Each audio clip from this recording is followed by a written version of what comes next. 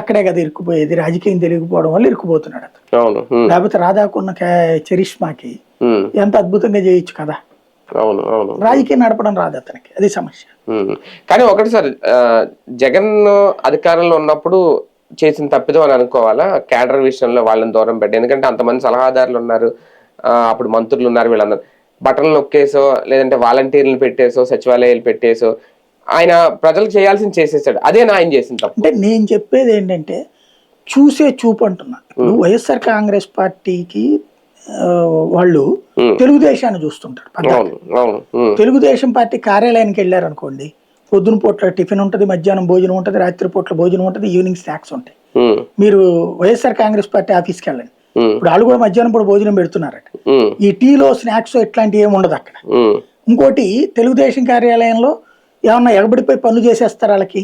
చేస్తే ఈ చిలకలూరుపేట గొడవ ఎందుకు వస్తుంది, ఇంకో గొడవ ఎందుకు వస్తుంది, ఏం జరగదు. కాకపోతే ఈ టిఫిన్లు భోజనాలు ఆ టైంకి వెళ్ళిన వాళ్ళని చూసి రిసీవ్ చేసుకునే టీముని పెట్టాలి, అది ఉండట్లా. ఇప్పుడు తెలుగుదేశంలో ఇంకోటి ఏంటంటే వాళ్ళు 40 ఏళ్ల అనుభవం ఉంది కాబట్టి చిన్న పదవి వచ్చినా గొప్పగా ఫీల్ అవుతాడు. ఇప్పుడు ఫర్ ఎగ్జాంపుల్ ఆలపాటి రాజా ఉన్నాడండి, ఒకప్పుడు మంత్రిగా చేసినాడు, ఇప్పుడు ఎమ్మెల్యేగా ఉంటున్నాడు అంతే, ఎమ్మెల్సీగా. అయినా అతనేమి నాకు తెలుగుదేశం అన్యాయం చేసి నేను మంత్రిగా చేసిన నేనేంటి ఆఫ్టర్ ఆల్ ఎమ్మెల్సీ అనుకుంటున్నాడా? లేదు. ఇప్పుడు ఫర్ ఎగ్జాంపుల్ సుజనా చౌదరి ఉన్నాడు, సరే పేరుకి బీజేపీలో ఉన్న ఆయన తెలుగుదేశం ఫేసే కదా, ఆయన ఒకప్పుడు కేంద్ర మంత్రిగా చేసినాడు. ఇవాళ ఆయన కెపాసిటీ ఏంటండి? ఒక బీజేపీలో ఒక ఎమ్మెల్యే, పేరుకి బీజేపీ ఎమ్మెల్యే, తెలుగుదేశం.